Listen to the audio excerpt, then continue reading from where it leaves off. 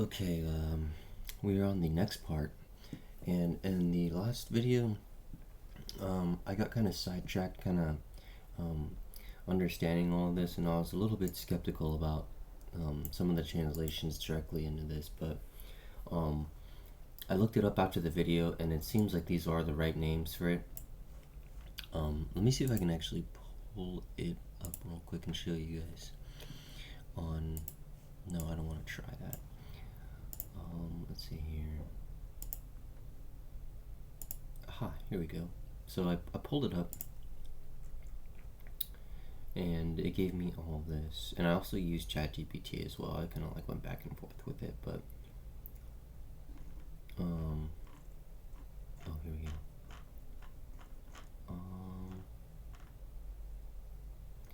Yeah, so I was just like kind of like extracting the words from it. So it does mean gathering pieces of wood together and rubbing the pieces together using all the woods. And I try to ask it like something like if this was like an allegory or something, or if it's like an allusion to I don't know, something else. And then I also translated this one, making sure that this was it. But so this is a mountain over, I think, in northern Lebanon, like Syria. It has some like Muslim name now. I'm not really sure what it is. It's like Mount Acre or something like that. I can't really remember. Gebel Makre or something like that. Acre. I forget, but yeah, that's Mount Cassius, and this is supposed to refer to Mount Lebanon, and then the Lebanon mountain range, and then I don't think it found the name for this. So this is like this is like Mount Lebanon, and then this is like the Lebanon mountain range, I believe, or some maybe some sort of mountain there too. And then it couldn't find what this meant.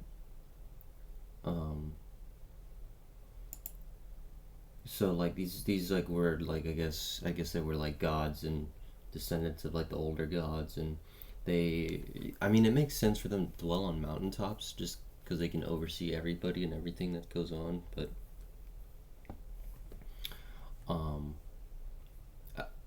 yeah, I can't really like maybe visualize it the right way that they intend to, so let's just keep moving forward. So I really want to get more of this out. So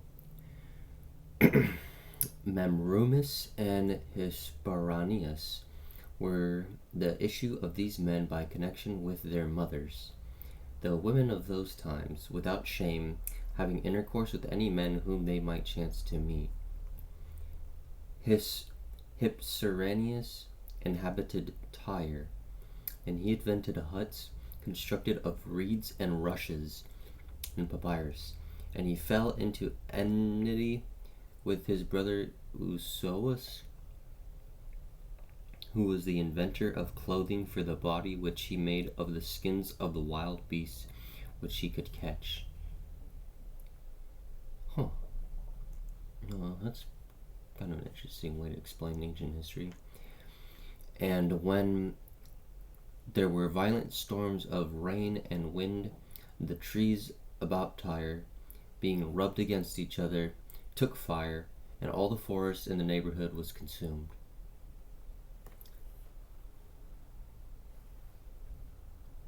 Oh, okay.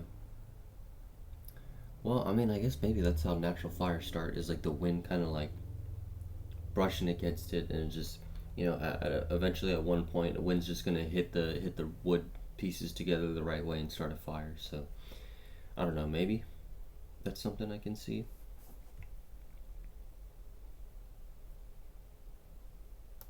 So, and Euseus, having taken a tree and broken off its boughs, was the first who dared to venture on the sea. He consecrated 2 pillars to fire and wind, and worshipped them, and poured out upon them the blood of the wild beasts he took in hunting. And when these men were dead, those that remained consecrated to them rods, and worshipped the pillars, and held anniversary feasts in honor of them. Oh, what the hell? Well, that's really interesting. I'm thinking of like the Pillar of Gibraltar when he's saying this. 2 pillars, fire and wind, and worship them and pour them out. So this is like an ancient tradition where like you're giving blood of the beast, of the hunted beast, to the gods, and then the humans themselves just eat the meat. That's just something interesting I really want to point out and emphasize here, is that this is a tradition that goes back. I think it's actually in Judaism where they give the blood to the gods, and then they have the meat for themselves. We can look that up. I'll pull this up. Let's see here.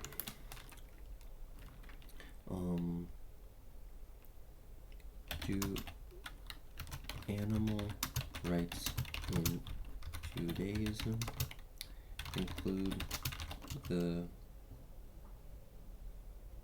what is it called? The tribute of animal blood to the.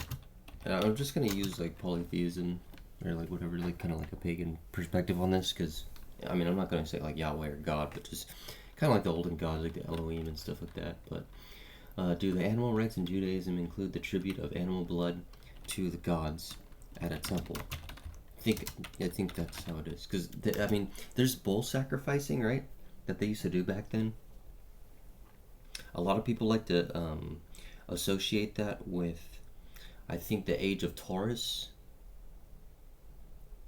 I believe, and then moving to the age of I don't think it's Pisces, something before that, I forget.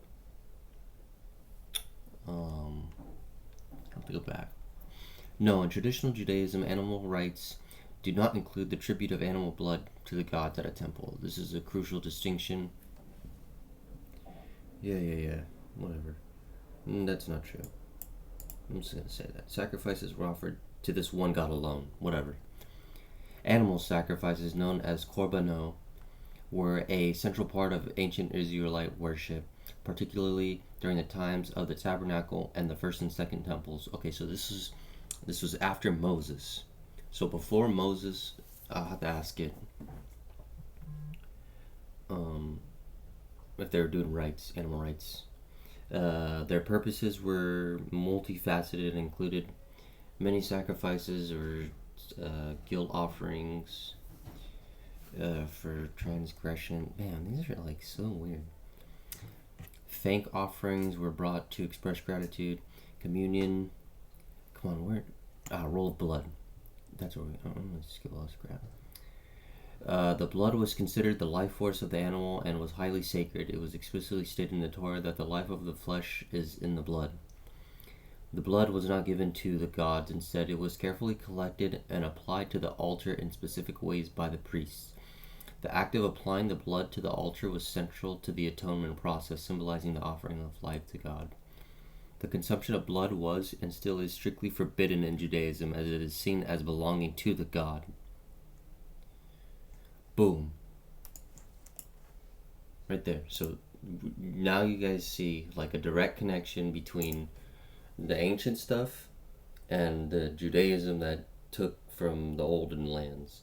And it's saying here that the animal rights weren't practiced until basically until Moses and the Exodus. But let me ask it, what about before the Exodus? Weren't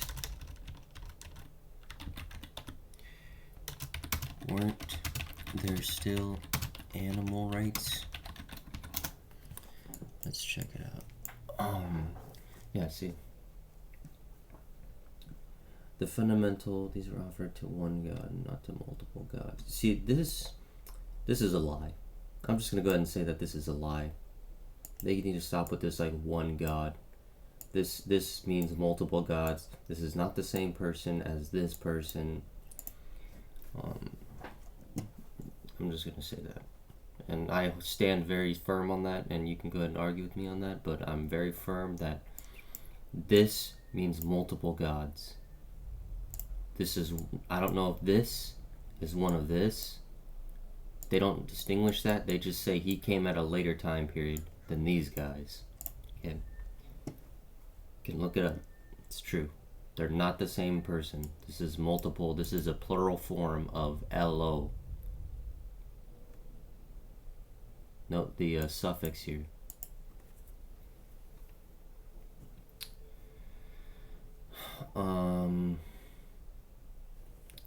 So they like to say Cain and Abel was an altering. Took some of every clean animal and every clean bird and offered burnt to the altar. Okay, so this was before this is even like before the Tower of Babel, basically. So okay, interestingly enough, they were doing this stuff after the flood, so it doesn't look like this stuff was done much before the flood, right? I mean, other than just like Cain and Abel, but this is not animal sacrifice. This is like, I don't know, this is like a...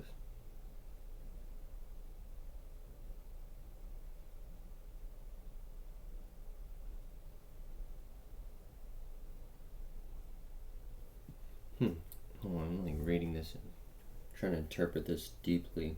The narrative clearly shows animal offerings taking place and being accepted by God. So I guess... See, there's like a jump between here, because Cain and Abel are before the Great Flood, and then Noah's like after the Great Flood. And there's a clear distinction between the culture, because I mean, such is the case that there was a flood, right? And the culture of humanity would have completely like changed entirely. So I'm just trying to see. It's not very explicit on how it says these animal rights were brought about, other than like it's just started like as a slow process. And then just got mentioned in the Bible and the Old Testament a few times.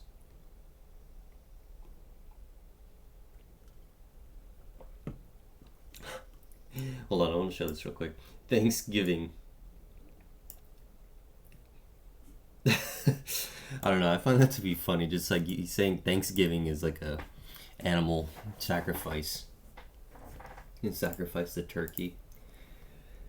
Oh, that's actually kind of funny. Okay, so let's continue on. This is really good stuff, honestly. I love breaking these down. This is kind of why I make these videos, is to kind of break some of these things that people are saying down and kind of see how it relates today and how it relates to like other texts and whatnot. So, excuse me. And in times subsequent to these, excuse me. Some like, what is that called? Acid reflux. Were born of the race of Hesperanius, Agrius, and Halius, the inventors of the arts of hunting and fishing, from whom huntsmen and fishermen derive their names. Oh, okay, cool. Of these were begotten two brothers who discovered iron and the forging thereof. One of these called Chrysor, who is the same with Hephaestus, exercised himself in words and charms and divinations, and he invented the hook and the bait and the fishing line and the boats of light construction, and he was the first of all men that sailed.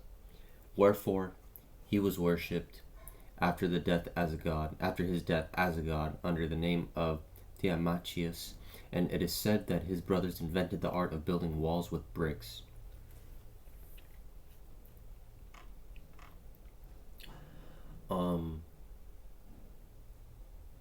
So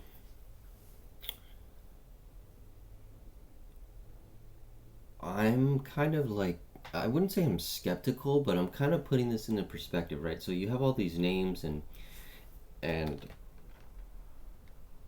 I think this is one of these ways where they're using like symbolic names to identify like maybe groups of people, or like I don't really know. I kind of find it hard to see that like there were only like what, like 6 or 7 or like 8 humans, right? And they did all this like type of like stuff and whatnot. I think this is like more of like a poetic allegory of like what actually happened, and these are like, it was just like a, I don't know, it's just like the way this is like recorded is like just a safe way of like keeping together history in a very concise way, and that concise way is like through um, like people that get revered as gods, or like you kind of like turn the aspects of like human inventions or whatever into like a god, and that sort of sense. That in and of itself is kind of hard to like visualize and kind of like say like, okay, we're gonna name this person this, and this, we're gonna worship this god because he did this. And it's like, to me, that I find that to be very intriguing, because these people are worshiping these gods, right? So they appoint all these people or all these like inventions and stuff like that, right, to a god. And it's like, why do they do that? Is that because there's actually somebody that did this and passed down this knowledge?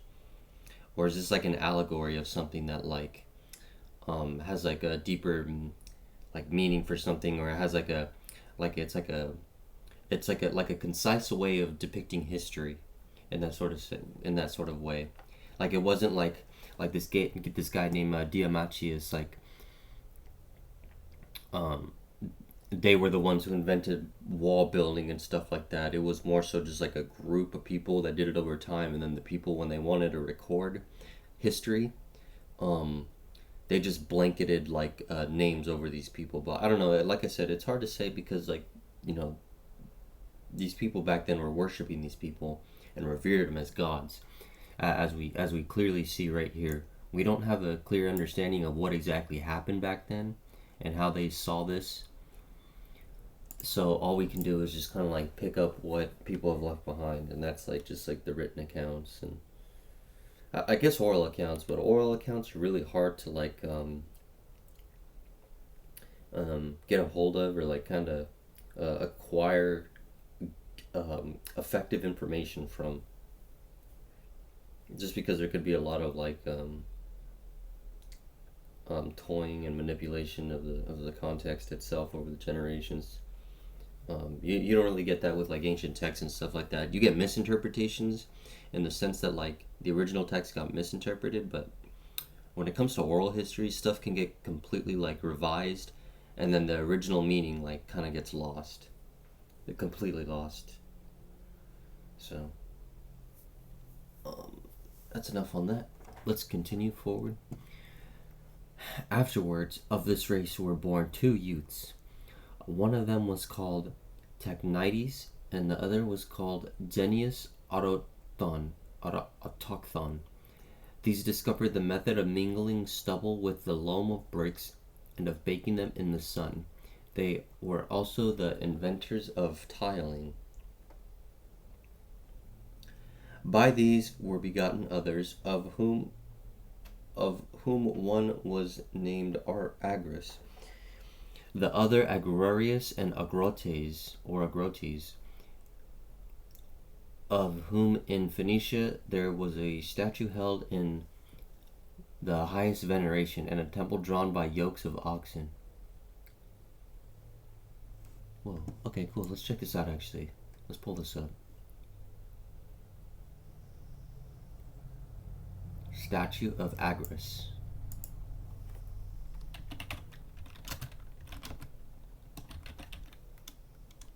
Italy. What the hell? Well, that's great. These are all just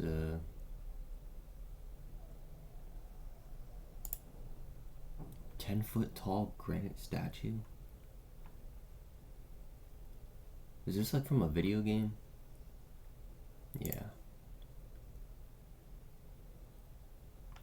Oh, what the hell?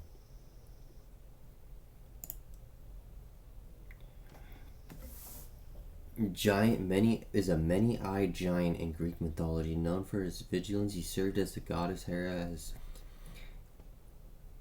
guarding a priestess of Hera, whom Zeus had transferred. Yeah. All right. Let's see. Come on. Let's get some good information. Let me I think because I'm using the Greek name, let me see if I can get the original name. Agrotes.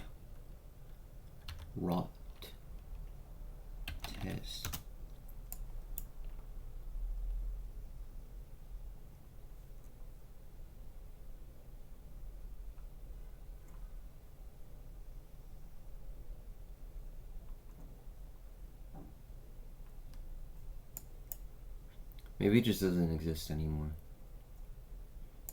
Let me see if they have an answer.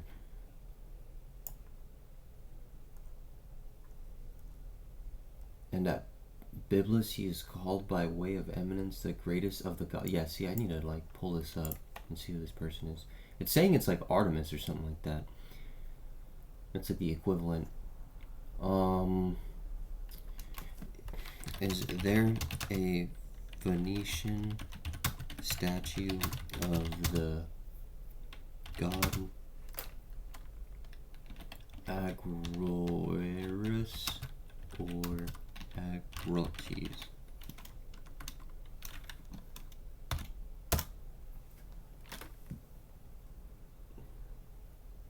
Ancient sources that mention a statue of a god named Agrotes. Primary source of this is Philos of Byblos. Philo of Byblos is Phoenician history, claimed to be translating the work of an even early Phoenician writer, Sancho Neothon. Yeah, so that's what we're reading right now. One of the early figures in genealogy and described as the greatest of the gods at Byblos.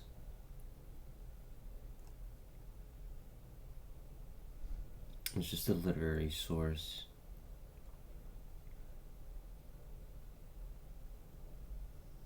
Agrotes literally means of the field or farmer.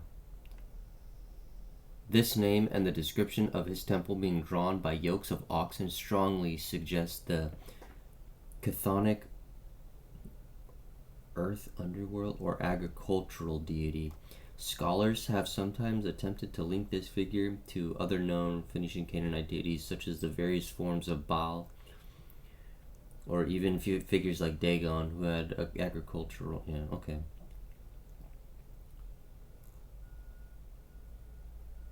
But he's like denoted as like one of the greatest gods. That's interesting. See, like, it's this type of wording that makes me suspect that these are talking about actual like people from ancient times, and these aren't just like personifications of the aspects of like, I don't know, humanity, of nature, of technology. You get what I'm saying? Like, I hope you guys are understanding what I'm like trying to say here, because, like I said, we don't get history passed down right, so we got to take it for ourselves to read what people left behind for us and interpret it ourselves, and then compare with others. Can't stress that enough, to compare your conclusions with other people, and always kind of like question more, because the truth will come out if everybody consistently comes up with the same conclusion from the same source. Because then it tells us that like we're all thinking the same thing, and the hive mind is extracting something. It's like, I don't know, like if you look at it in like a spiritual sense, it's like the hive mind kind of like extracting a memory, right? So if we're considered like all humans are connected to like a hive mind or whatever, there's some sort of like deeper connection that we can't see or understand because we get distracted by the material world that we live in today, right? So I'm just going off on a complete like tangent with this stuff, but in essence it's like a memory, right, that like we can extract in some sort of way that we can't understand. That's kind of how like I envision people drawing the same conclusions from looking at something. But in any case, these added to the houses, courts, and porticos and crypts. Husbandmen and such as hunt with dogs derive their origin from these. They are also called Alete and Titans. Oh, okay, so this is all conjuring up and Nimrod and the great huntsman, and maybe these do have like some sort of like actual like historical foundation in terms of like historical figures that get rendered as gods at a later time.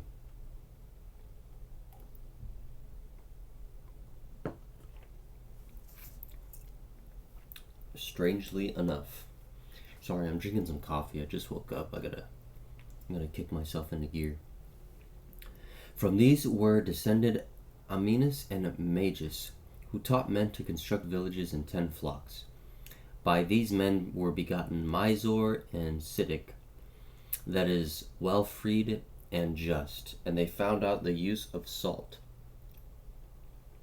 From Misor descended Tautus, who invented the writing of the first letters. Him the Egyptians called Thor, or Thoth. So the Alexandrians call him Thoth.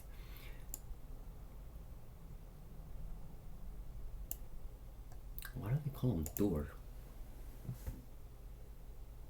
Tor. Tor? Tor, Ta, Tau. And the Greeks Hermes. But from Siddiq descended Dioscuri or Kabiri, the Corybantes or Samothraces. These, he says, first built a ship complete. Alright. So this is all before the flood, and these are all people who existed before the flood, and this is before anything, I guess, very more so closer to humans would be doing this type of stuff. From these descended others who were the discoverers of medicinal herbs and the cure of poisons and charms. Contemporary with these was one Elion called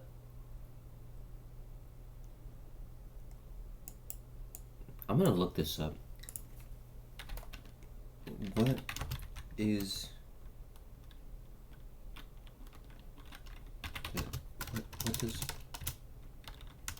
does the Greek word Elion mean?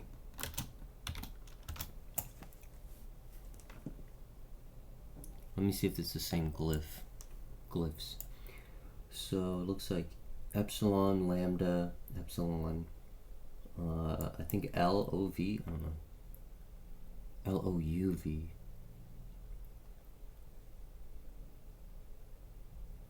Or, no, it doesn't look like that. It looks like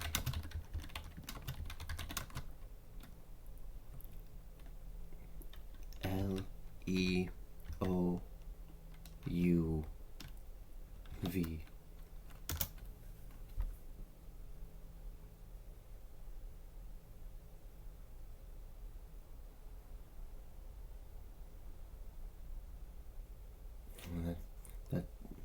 No, that's not right. I don't know where they're getting the alpha from. Olive oil?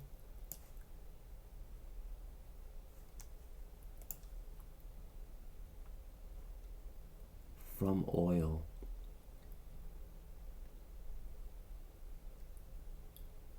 No, this isn't the right. There's no alpha. There's no alpha. It's strictly L-E-L-I-O-U-V, and there's a tilde. I think that's what it's called. No, I don't know. There's a tilde over the U.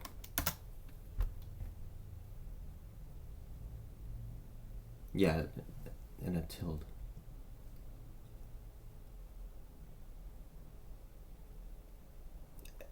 Without an alpha, and with the tilde over the upsilon, which indicates a circumflex accent.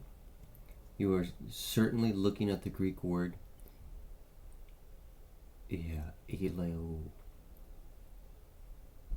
The word is the genitive singular form of Helios, which means sun. So it means of the sun. Oh, what the hell? Alright, cool. Yeah, glad we translated that. Really interesting. Contemporary these was one.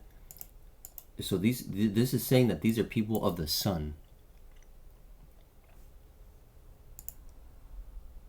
So it's like maybe descendants of the sun god or the solar dynasty or...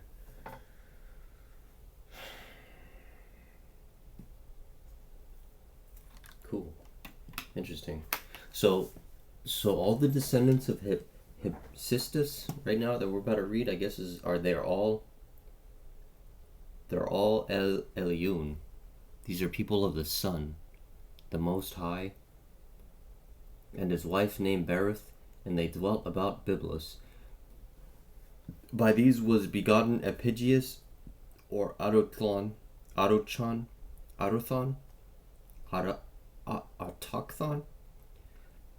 whom they afterwards called Uranus, heaven, so that him from that element which is over us by reason of its excellent beauty is named heaven, and he had a sister of the same parents, and she was called Gaia. Oh, maybe that's Gaia. And by reason of her beauty the earth was called by the same name. Okay. Where's that glyph?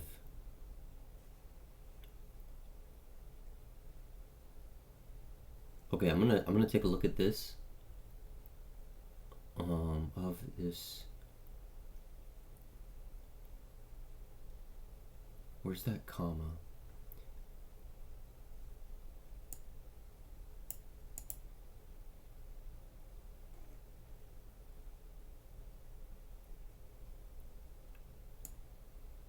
I'm gonna translate this because I want to see what this name is too, but I can't. I don't want to do that right now because I want to translate this whole line right here. Hephaestus, the father of these, having been killed in a conflict with wild beasts, was consecrated, and his children offered libations and sacrifices unto him. Okay. But Uranus, succeeding the kingdom of his father, contracted a marriage with his sister Gaia, and had by her 4 sons, Elus, who is called Cronus, Betulus, and Dagon, which signifies Seiton, bread corn, and Atlas. So this is all like before the flood, and they're trying to they're kind of giving a description of the royal bloodlines, I guess, of the ancient rulers back then. I don't know if this is referring to the 10 pre-diluvial kings. I don't know if there's any type of connection to them in this sort of sense. Maybe this is even before that. I don't know. But if it's before that, then this shit, I mean, shoot, this is 500,000 years ago then. Because the 10 diluvial kings, unless they're ruling and these people are just kind of subordinates, so to speak, but we still perceive them as gods because they're still a higher order of humans, right? I guess that's how we can interpret this. Alright. I'm gonna finish. Yeah, you know what? I'm gonna finish right here, and then I'm gonna continue reading in the next part because I'm already half an hour in. I'm trying not to make these videos so long, so we got a lot of information out of this. I'm really glad. I love looking up stuff from the internet and from AI and getting answers from them, because it just finding words like these are key to understanding what they're talking about and how it relates. Like how I was saying, when I searched up this word, right, it means of the sun. So it's this guy's descendants and whoever these people are talking about in Mesopotamia are referring to this sun god, or these people of the sun.